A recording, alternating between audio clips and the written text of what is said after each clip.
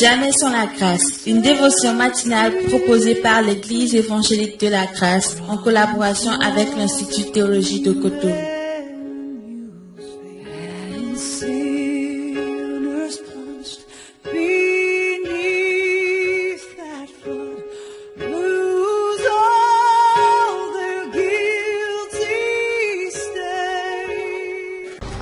Chers amis auditeurs, merci encore une fois d'être présents et à ce rendez-vous matinal pour cette nouvelle provision que nous donne l'émission Jamais sans la grâce. Je vous ai dit que normalement il n'y aurait que 5 numéros concernant la consolation, mais je ne peux pas m'arrêter là, il faut que j'aille jusqu'au bout et il va y avoir un 6e, c'est aujourd'hui.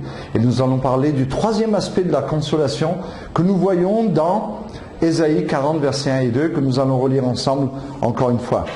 Dans Ésaïe 40, versets 1 et 2, il est dit « Consolez, consolez mon peuple, dit votre Dieu, parlez au cœur de Jérusalem et criez-lui, et on a vu ça, que sa servitude est finie, que son iniquité est expiée, et qu'elle a reçu de la main de l'Éternel au double de tous ses péchés. » Et c'est ce 3e aspect de la consolation que j'aimerais discuter avec vous pendant quelques minutes afin de vous donner l'entièreté de ce que Dieu dit lorsque un frère a péché et quel est le type de choses qu'il faut utiliser pour consoler son cœur.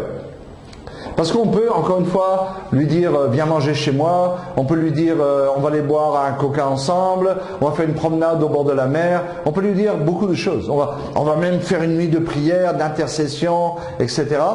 Mais Dieu, dans sa grande bonté, nous dit, il y a 3 choses qui sont importantes. Dites-lui que sa servitude est finie. Il n'est plus esclave. Il n'est plus esclave. Il s'est repenti, il n'est plus esclave. Il est libre. Deuxièmement, que son péché est expié. Et parce que Jésus a tout payé et que Dieu ne se souvient plus de cela. Et nous ne nous souvenons plus de cela non plus.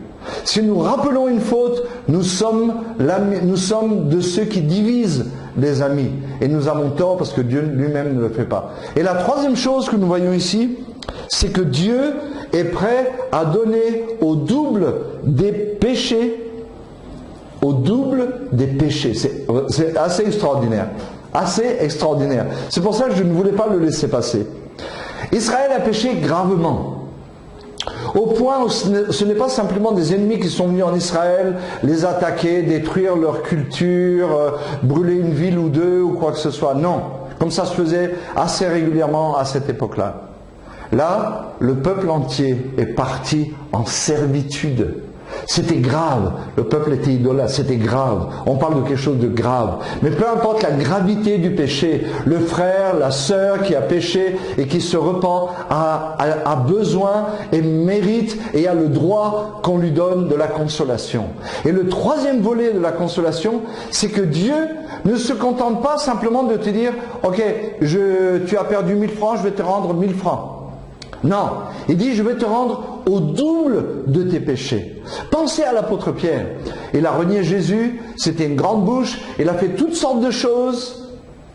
Il pensait que sa vie était finie, que son ministère était fini. Et dans Jean 21, on rencontre Jésus qui est sur le bord du lac de Tibériade, et il appelle les disciples, il leur permet de faire une pêche miraculeuse.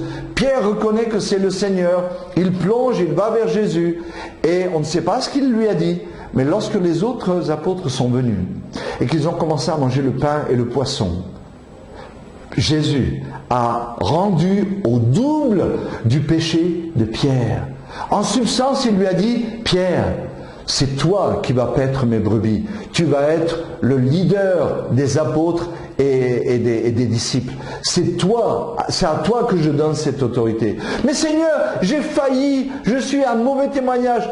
Jésus dit, tu t'es repenti, je sais que tu as pleuré amèrement, je te connais, tu devais passer par là, ça a brisé ton cœur, ça a brisé tes illusions sur toi-même, ta servitude est finie, ton péché est expié, je te rends au double de tes péchés. Sois mon berger pour tes frères et tes sœurs. C'est extraordinaire. On a parlé du fils prodigue qui est revenu. Qu'est-ce que le père a fait pour le fils prodigue?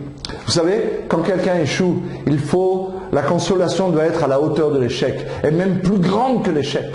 Et c'est pour ça que Dieu dit au double de tes péchés. Lorsque le fils prodigue est rentré à la maison dans Luc 15, qu'est-ce que le père a fait? Il a fait la fête. Il lui a donné l'anneau qui représentait le sceau d'autorité avec lequel on payait et on achetait les choses. Il lui a donné une nouvelle robe, des nouvelles sandales. Il a fait la fête. Il lui a dit, mon fils qui était mort est revenu à la vie. Je vais lui donner au double de ce qu'il a fait. Au double de ce qu'il a fait. C'est extraordinaire. Toi, mon frère, ma sœur, je ne sais pas ce que tu as fait, mais si tu t'es repenti, Dieu, le Dieu de toute consolation, veut consoler ton cœur. Et il te dit aujourd'hui, lève la tête, je vais te rendre et je vais te donner au double de tes péchés. Que Dieu te bénisse et sois sûr de graver ça dans ton cœur, de le vivre et de le faire vivre aux autres. Au nom de Jésus.